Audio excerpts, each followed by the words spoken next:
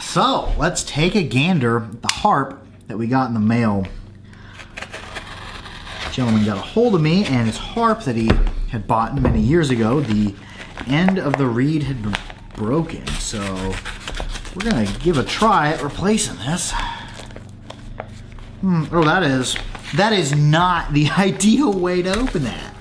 It's a mess. I didn't realize all that loose fill fiber wasn't. What is going on here? I guess I found the way to make the maximum possible mess. Look at that. Did a dang good job making a mess. Yeah, let me get some of this loose fill fiber off here. I don't like it when the harp bench is in disarray.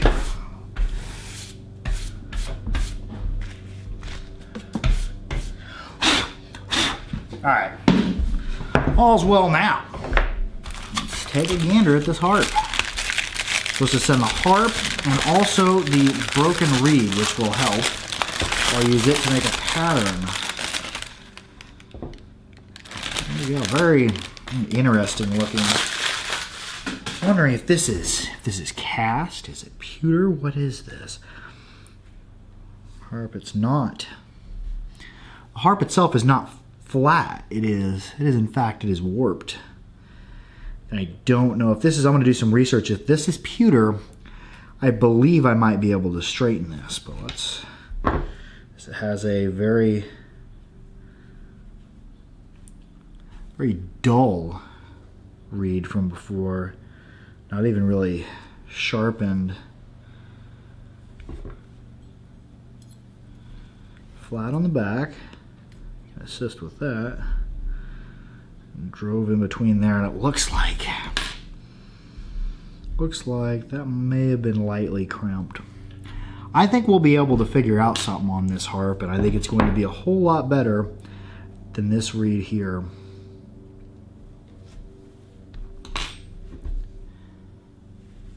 Oh, I like the little eyes in there. Now, I am not going to lie to you. I have never rereeded a jaw harp before that was crimped in. This one we had the luxury, the customer, before they sent it in, they actually removed the reed, pried it back out of there. So we have the original reed. We're going to try to make a pattern of it. Let's first figure out what thickness of it is, and I'm pretty sure that I'm not going to go with the same thickness because it's so thick it could have never have made good sound in my opinion. This is, so we start at the back and they ground it off, they tapered it. Let's see here. At the back we have 0.049. I don't have any spring steel that's anywhere near that thick. Near the playable area we have 0.019. I do have 0.020 spring steel, and that's what we're going to go ahead and use. And this one, it's so thick and so unflexible, I don't think it ever could have made excellent sound. We're going to go ahead and try to give it a little bit of better sound than what we got. So we'll take, I'm going to find my spring steel.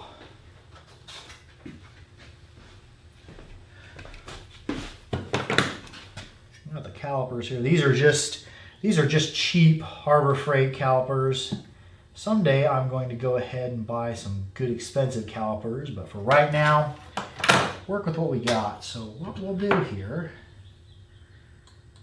is where this broke off, it broke off at the bend. So I want to include a little bit more past the end of the bend. Grab a pencil. We'll add 3 millimeters for the bend.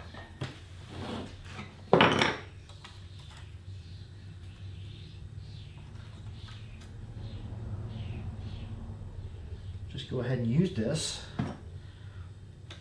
as a pattern. We'll trace it down if we can.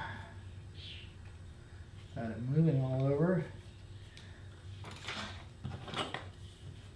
Here we are, we got two nice little marks there. Close as we can to the original. And I have a feeling that this spring steel is going to perform much better than what it had in it before. It'll be nice and flexible. There we have the marks on it. Let's go cut this off. Now normally I have music playing in the background whenever I'm building harps. I like to listen to some good music. But for copyright purposes, we better not put on any tunes today. So I'll align myself with the marks.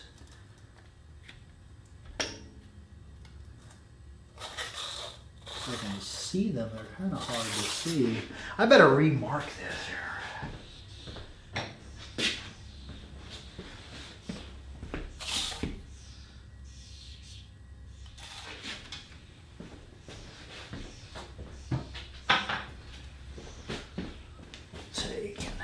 Use the scratcher. There we go. That should be a mark easy to see.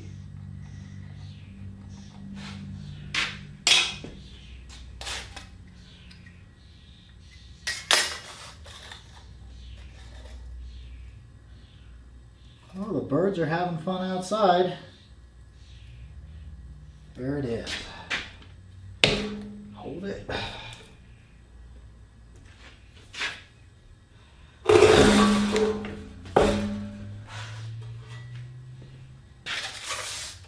Now, did we do any good? Let's just go ahead and check ourselves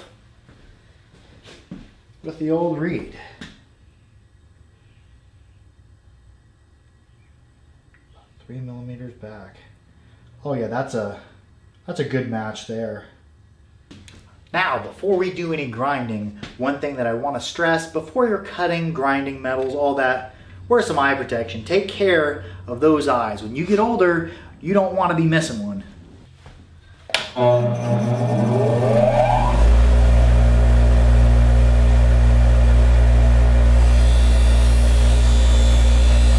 Evenly draw across there. Even pressure, even draw. We don't want the reed to start bouncing.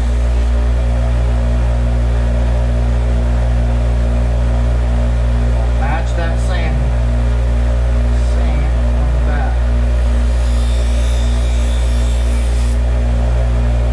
You can actually see that there's no light glinting off the very edge. That's how you tell if you have a flat. Like here we can see the light catching the edge. Once you have that down to where the light doesn't catch the edge, you can actually see flat spots. That's how I tell when I'm ground legit. Do the same face.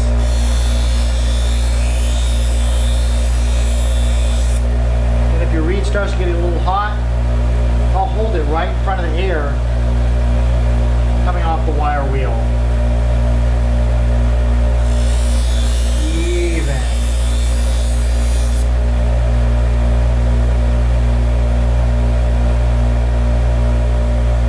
Straight up on the back.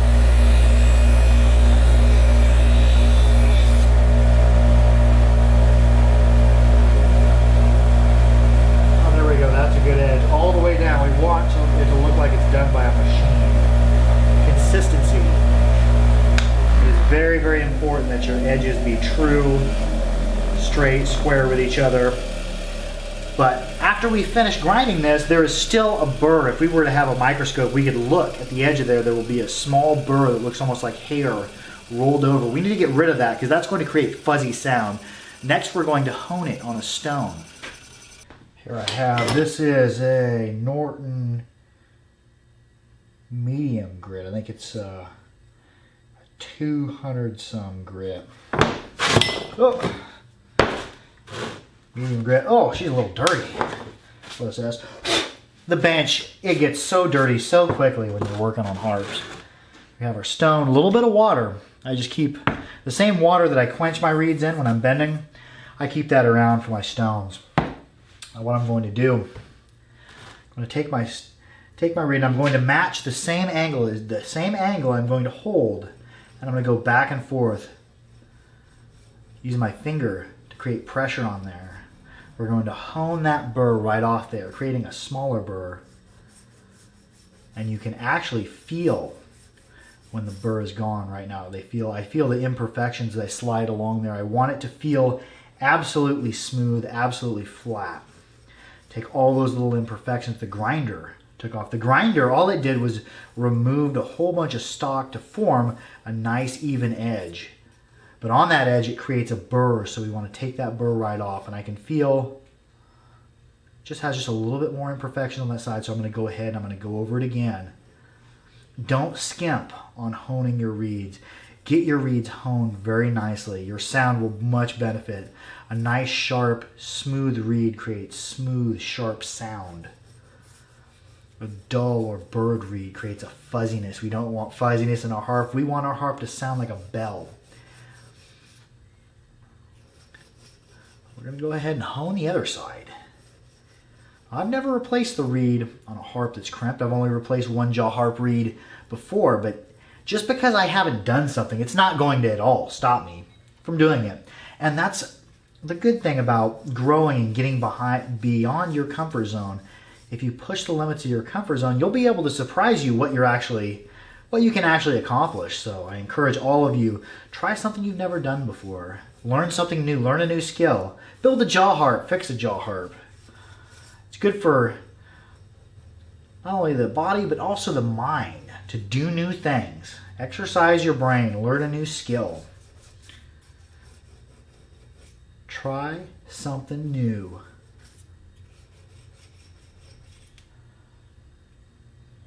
Just a little bit more. A little bit extra time spent getting your reeds nice and honed really pays off in the end. You don't want to spend all the time fixing a harp or building a harp and then have your sound be subpar just because you skimped on one small aspect of it.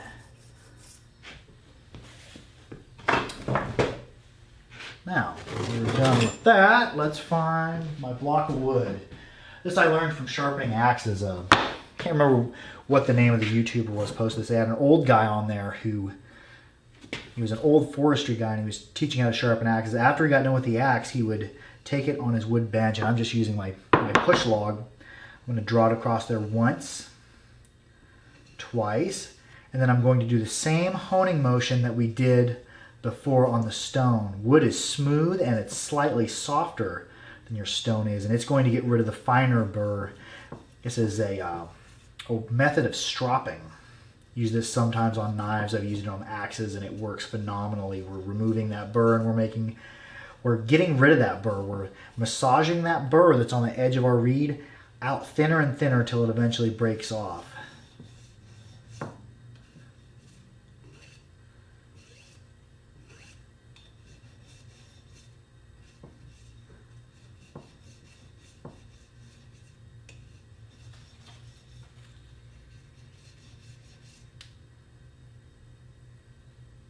Oh yeah, nice and smooth, got all the imperfection out there, got the burr off.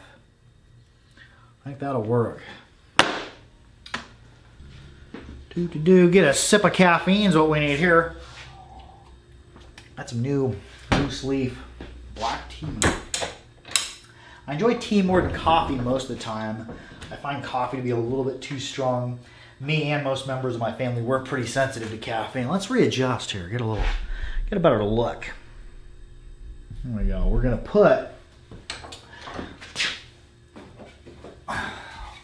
my table on there. That's I like to have it somewhat sort of level. It helps for sighting down the harp. Now, I guess my next question is, how am I going to get this reed slid inside here? This is looks like a cast brass or maybe even pewter harp.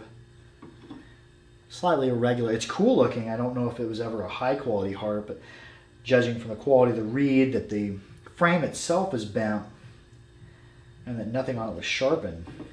Let's see what we can do. Let's see if we can get the reed back in there. Okay, what I would do if I was smart is I'm going to take... Now, this is one thing you might want to go out and get. These cheap clamps here. I think this was like $4. These are really, really nice. They come with a plastic pad. Don't lose the plastic pad because you can take the pad, set it on top of the frame of your harp, and clamp it to our simple wood table that we made that fits in our vise. Go ahead and get that clamped down. Now we can drive our reed into place. And I'm not sure how well this is going to work out. This is a learning thing.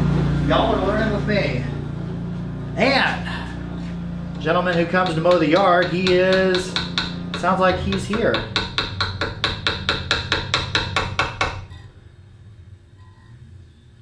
Oh, that's not too bad at all there. You have them hitting on one side. Let me go let the dogs in. All right, I got the dogs put up. As I drove this in, it's slightly off to one side. We need to remedy that. We can't have it. These arms, I don't even feel comfortable tweaking around on these arms because if this is cast pewter, I've never worked with that before. I want to drive this into place as perfectly as possible and then crimp it. So ending up just a little bit out of true with the world.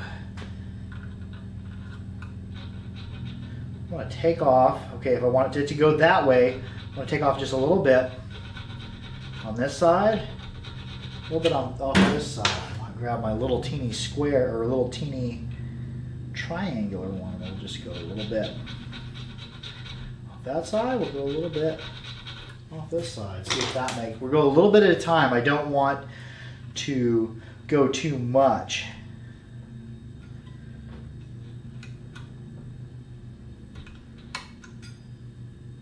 There we go. That might be somewhere.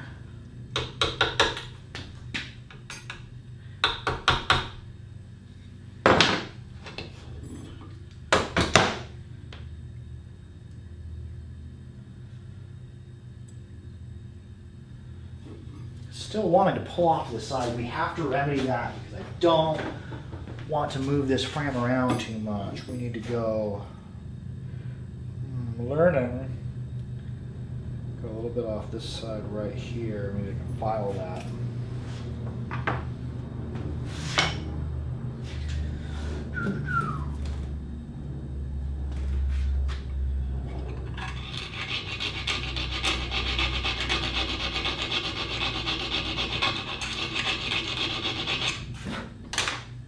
See if that made any bit of a difference.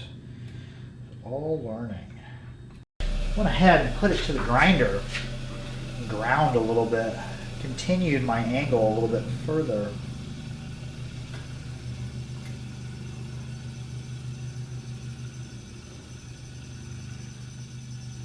Okay, I think I can give it a couple taps and hold it. Let's just see what happens. I may ruin this harp, I don't know. If I do, I won't charge the customer for it, of course, but let's just see.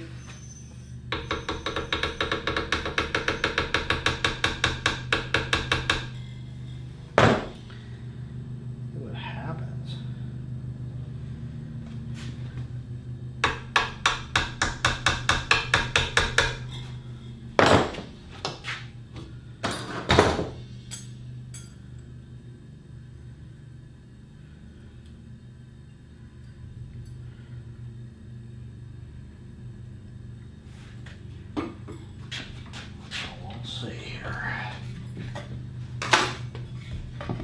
I don't feel confident putting this really in the press. How can we do this? How can we crimp this without the press? It's got this cool little dragon on the back of there, and I really don't know if there's a way to put it in the press.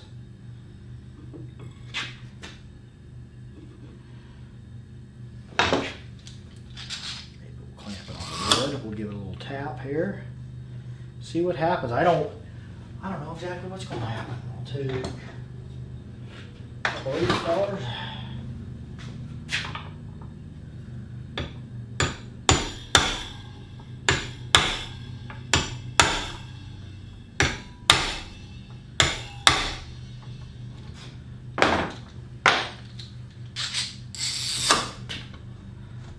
we're still semi-true.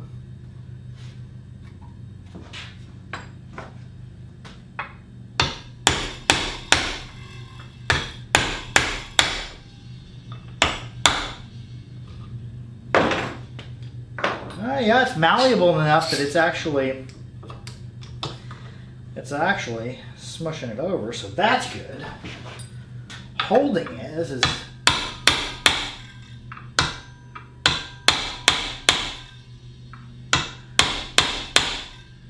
give her some taps there. I thought about trying to solder this in place. I'm like, oh, I don't know about solder. There, as I'm crimping it down, my reed is moving over in that same direction. We'll see if we can re-true up the entire frame.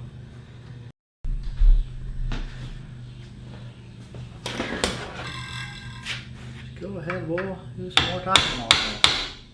Here we are.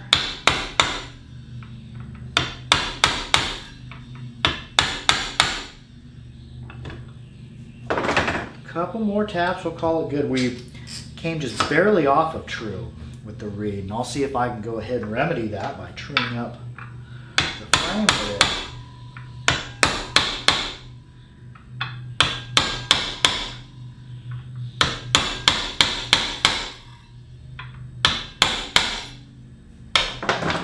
There we go. I think we've successfully crimped it in there. See if we can true up this frame now. Give our vise, get our table out of here. I think we're done with that. Turn the vise. There we are. That's money there. Let's see, I want to go. This is fairly irregular to clamp. Very interesting thing we're doing here. I think I'll see. I hope this doesn't break the harp. Oh, there we go. That moves like butter. Oh, there we go. Now we're getting somewhere. Now our other part of the reed needs to be moved in just a tad. And I won't do too much truing up. Got my special truing 2x4. Give it this little move in here.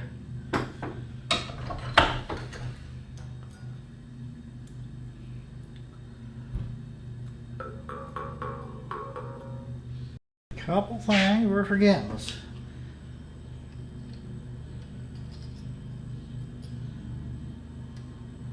And I wonder if we can get this tail off of here.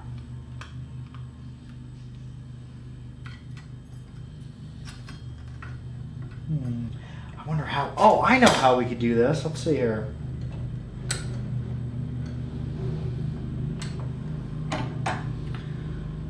Clamp it in there.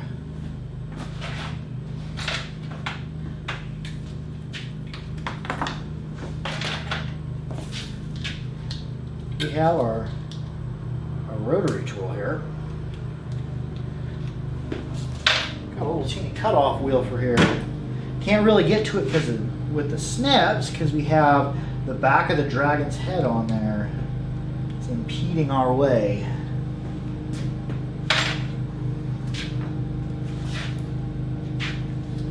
'Tis the season for yard mowing. We can hear that for sure. I'm going to take this. Can't wait to cut this off here.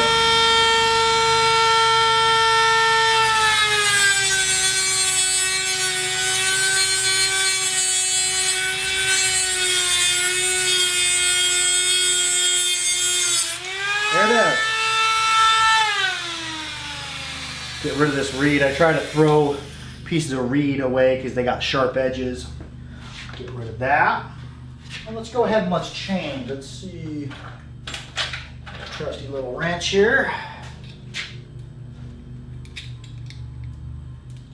Take this cutoff wheel off here. Got a little grinding stone. Go ahead and we'll get rid of all those sharp edges. I don't ever want to send a harp out with sharp edges and somebody cuts themselves or cuts their mouth. So we want to be mindful of that.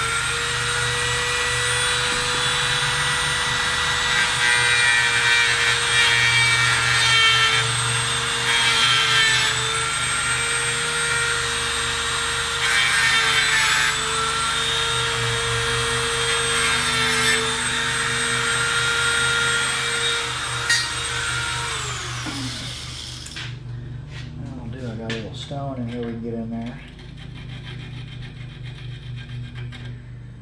Oh yeah, we're not actually doing too bad with this, I don't think. Would have liked it if my reed would have turned out, the trigger would have turned out a little bit longer, but I think it's going to work out. Okay, I think it's going to be a pretty low harp. It was probably higher before, being that the reed was so stiff and so thick. Now, next thing I want to do here is, this is pretty dang sharp outside of here. I don't want to leave that sharp. I would like to, normally, on a lot of them, I trim them off to 2.5 inches, or 2.5 centimeters. There we're right at 2, so this might be, well, a little over 1.5. This might just be a bent trigger, but what I want to do, I think I got these little bore hones, they're cylinder hones, got some water. We're going to take that sharp edge right off there. I don't want to leave my trigger sharps, because I don't want people to be cutting their mouth. I might do a tiny little loop trigger on here. This is thin enough that it'd be easy to do a tiny loop. Go ahead and get all the sharpness off there. Don't want people cutting the edges of their mouth. I'm going to turn this so you can see better. I got the skills. There we go. What I'm also, well, now we'll go right there. What I also want to do is, where I make my trigger bend, I want to dull that slightly inside the frame, so that where my trigger is bent at, see how I'm pulling the trigger outside of the frame, going at an angle and dulling that a little bit, because I don't want the edge of my trigger bend being sharp, because if that rubs in the corner of your mouth, that draws blood. We don't want to be drawing blood on people. No bloodletting. We found out, well, a couple hundred years ago, that bloodletting doesn't do really any good. It's not healthy, so we'll try to make our harp as safe and user-friendly as possible. Smooth that out, and the smoother you make those edges, the more your finger will slide along it. Oh yeah, it's not going to be cutting anybody.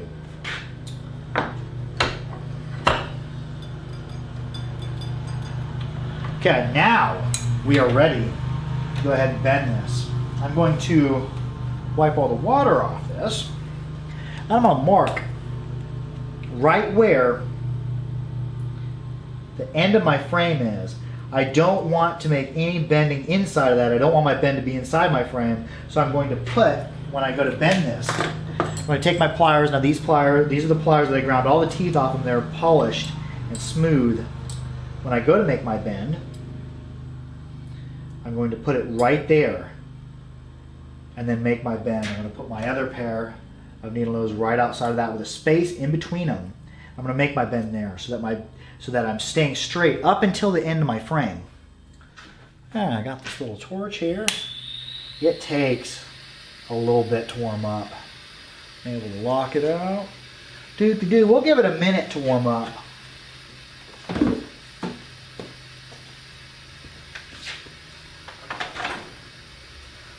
We'll see here in a bit. I don't know if the camera will pick it up. There will be a nice little blue flame. I started off, just have a sip of tea. I started off using a big MAP gas torch. Well, that's too big. That overheats my reeds. Then I went ahead and did it with candles. Candle isn't quite hot enough. It's hot enough, but you really got to wait. Oh, there we go. Now we got that nice little blue flame. Let's go ahead. If we can do this, I'm going to clamp my pliers. I'll remark that.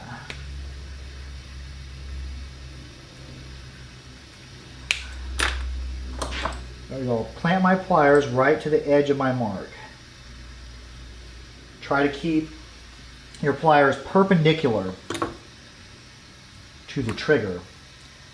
The more we do that, the straighter the bend will be. And now I'm putting a little space in between here to allow for my bend. Little space. I'm going to direct the flame right in between into that space. And I'm just going to slowly bend. Don't put too much pressure. Don't go too fast. And I'm going to dunk it in water, cool it back off, a little quench. I didn't quite go far enough. It's okay, I'll just go again. I try not to go too hard. Make sure that the heat is doing a lot of the work for you. I've broken reeds off before, and it always sucks to do a whole bunch of work on a harp, and then last minute you break the reed. It's no fun. So cool that off. Oh, there we go. Here's a little hiss.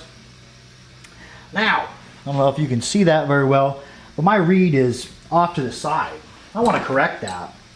I want the reed to be exactly as perpendicular to the frame as possible. And the way that I get it is I sight down it so that I can see where my perpendicular is.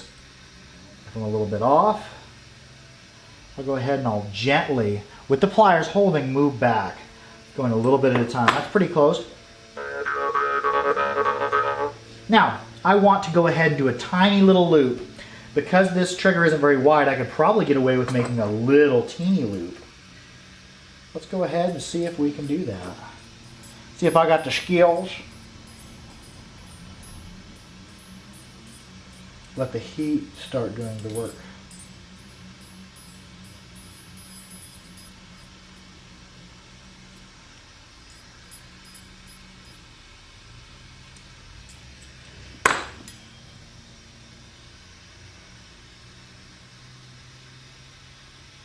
This is always nerve-wracking, making little teeny bend like this. I really, really don't want to break you, reed.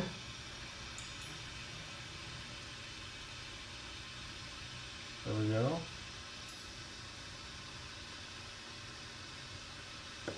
There we go.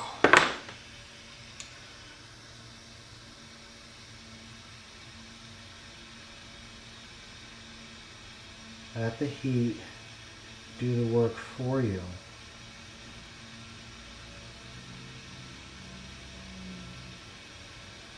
Just a little teeny bit. So cool, back off. Now I'm just slightly off center on my loop. I'm gonna heat it back up and even that back out.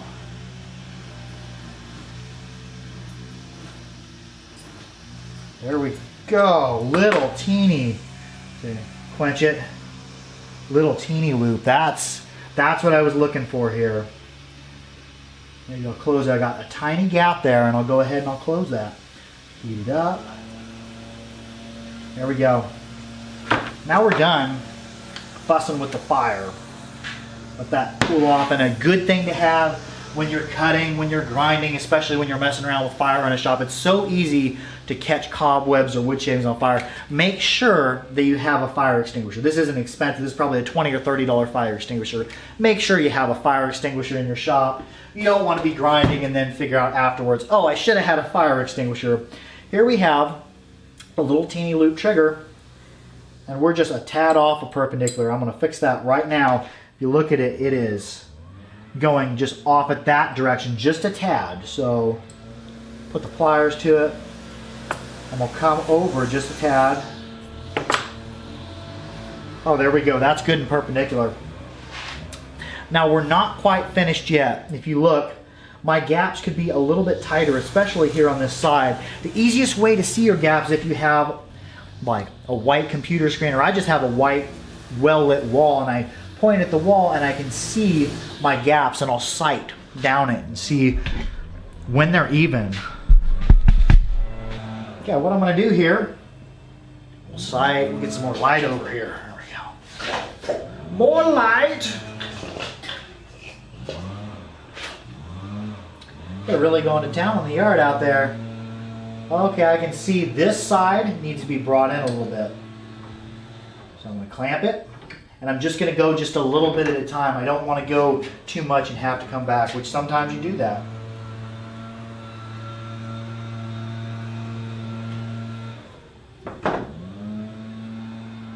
Little bit more. Going just a little bit at a time.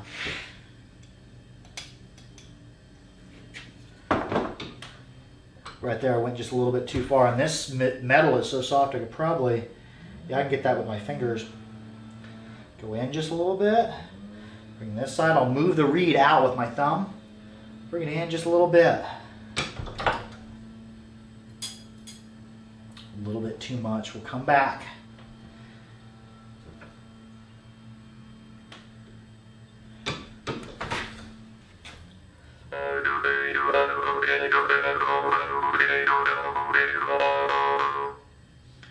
Oh yeah, and yes, by default, look at the harp now. Before we had the frame in the center here, it was kicked up at an angle. A byproduct of us clamping it in there, peening over this crimp area, we straightened out his frame. It's pretty straight, but if you notice, we're not quite straight on one of the planes. This arm, our gaps this direction are good, but this arm is kicked up slightly above the reed. We want to get it back where it's both arms are flat and level with the reed so that they're making their noises in time. What I'm going to do is I'm going to turn so you can get a better look at this. We have this arm that's too far in that way. So I'm going to, normally I would use my block of wood to move it on my steel harps, but this one, it's so soft I can get that just with my fingers. And I'm going to sight down it. And look, am I straight? We want to be straight on every plane. We want to be straight with our decks this way. We're straight with our frame this way. We want to be proportional in our gaps. We also want to have our arms even with our reed, not one up or one down. And also we want our reed to be flat and level. We never want our reed at an angle like this. Being true on all those planes makes for a much better playing harp because the reed is making noise with the frame in the correct time. If any one of those planes is off, it will be making sound out of time, a split second ahead or a split second behind the other side of the reed or the other part of the reed that will be making noise, and your sound will be less pure. Let's go ahead and let's go ahead and sit down. Let's give it a play. Okay, so here is finished product on this harp. The frame, remember how in the unboxing video it was slightly tweaked up right in the middle, it was bent. We got that out of there. It is pretty straight compared to what it was. It was a pretty sharp elbow right in the middle of there. Got that out of there. Got a nice dainty little loop trigger. I really like that.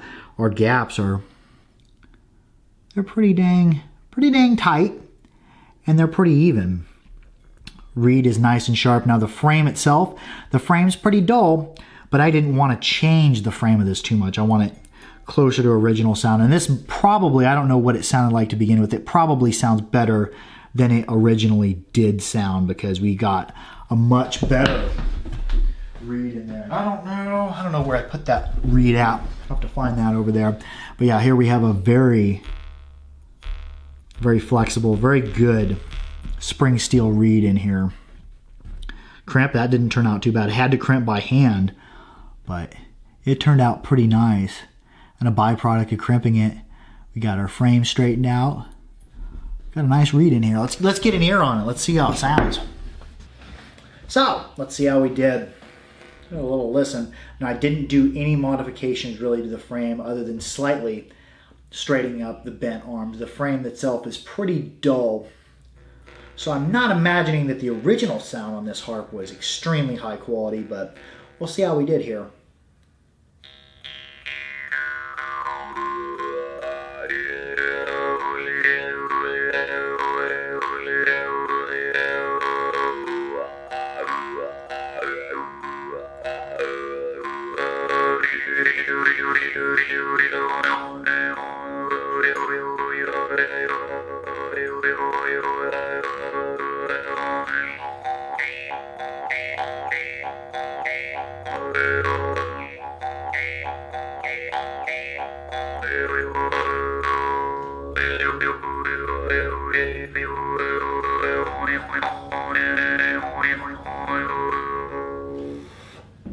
Oh yeah, that's not too bad at all, especially for the condition that this harp arrived in. Super dull frame, broken reed, very low quality reed. And this reed is going to only get better. In 4 to 6 hours of playing, this high quality spring steel is going to begin to break in. It's going to begin to sound and play a lot better. I got a couple little clicks in there. That's just because the reed itself, it hasn't learned how to flex yet. And a reed will get used to you as I'm going to clean this up, oil it up, mail it off, along with a couple spare reeds for the gentleman I fixed this for, and after he's played this 4 to 6 hours, that reed is going to learn his original style of playing style. Just like every harp you buy, when you first unbox it, that is not the best that harp's going to play. Once you've got normally a week to 2 weeks of playing the harp, maybe 3 depending on how much you play it, 4 to 6 hours of playing the harp, you'll notice it'll play much, much better because that reed, it learns the way you play it and it gets used to flexing. I'm pretty content with this, especially being the first harp with a crimped reed that I ever fixed. I just encourage all of you, go out, try something new, try fixing a harp, try rereading your harps, grow, get out of your comfort zone and do something new. Well, that's going to be it for fixing the reed on the jaw harp. Like, share, and subscribe for more harpery. Harp out.